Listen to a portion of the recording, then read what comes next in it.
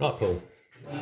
Integrating 2x over x squared plus 1. The good news is it's a fairly standard one if you know this result, that if you have a differential over its own function, over the original function, that always integrates to give the natural log of that function. So there is a shortcut to this one. Don't forget the plus c. If it's an indefinite integral, this one's going to be a definite integral. My preference for these, now is reversing chain rule. You can learn it as a standard result, but if you always want to show the full working, they always work nicely with a substitution. So if you let u stand for this function at the bottom, which in this case is x squared plus 1, then differentiating that, we get du dx is 2x, which you'll notice is what's sat there at the top. So we've got the pi outside as a multiplier, and the integral of, so the 2x I'm going to replace by du dx, and we've got a dx there.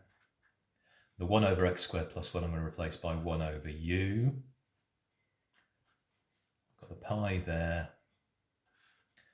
The operator's like that in a result which is linked to chain rule, and it's going to be linked to the work we do on the parametrics as well.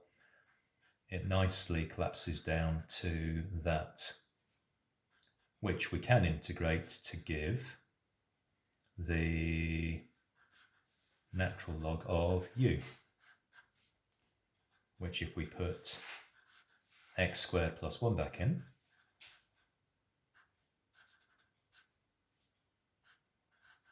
we get 1 and 0. So we've got pi into the natural log of 1. 1 squared plus 1 is 2.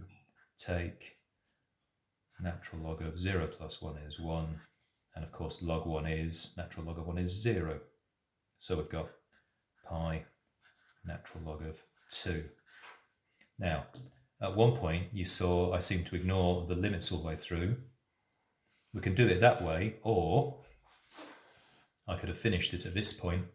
If we're substituting, we can also substitute for the limits. U is x squared plus 1. These are x values. 1 squared plus 1 is 2.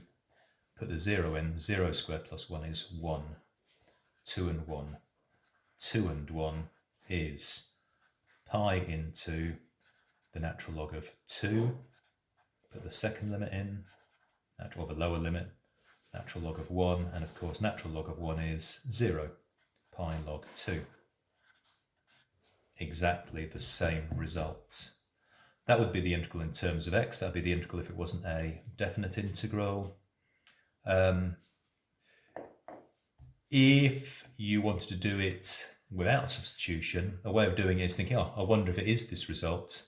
You could have done it by using chain rule to check what the differential of the natural log of